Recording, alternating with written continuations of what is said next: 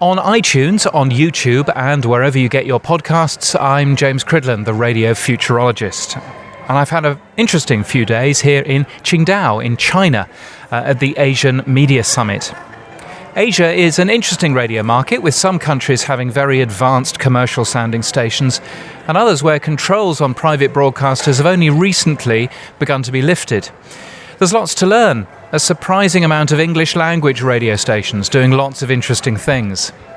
Voice of Vietnam, the government broadcaster, added an English-speaking station 18 months ago, which is aimed at both English expats and also people who are learning English. It's the only English-speaking station in the country and benefits, I think, from being relatively low on management's radar, meaning that they can innovate and try new things. I particularly like the use of asking listeners to come in and play some of their favourite music. That's a bit more than just a simple request show. And while the listener's there, the presenters record a little promotional video that goes onto social media. A nice way for that listener to then promote the station further.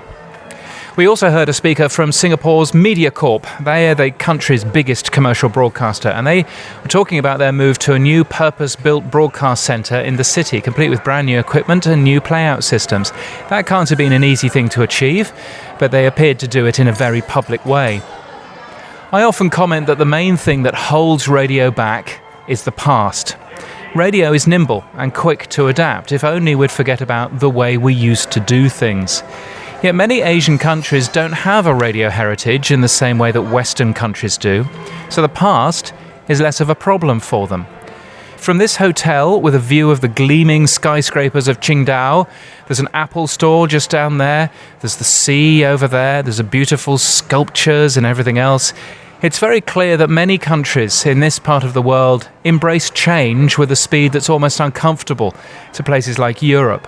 So perhaps we should learn to love change and embrace it, as many Asian countries have, particularly when it comes to our radio. You can get my weekly newsletter at james.crid.land. And if you're interested in podcasting, you should get my brand new and still kind of testing podcast newsletter. You'll find that at podnews.net. That's podnews.net. And until next time, keep listening.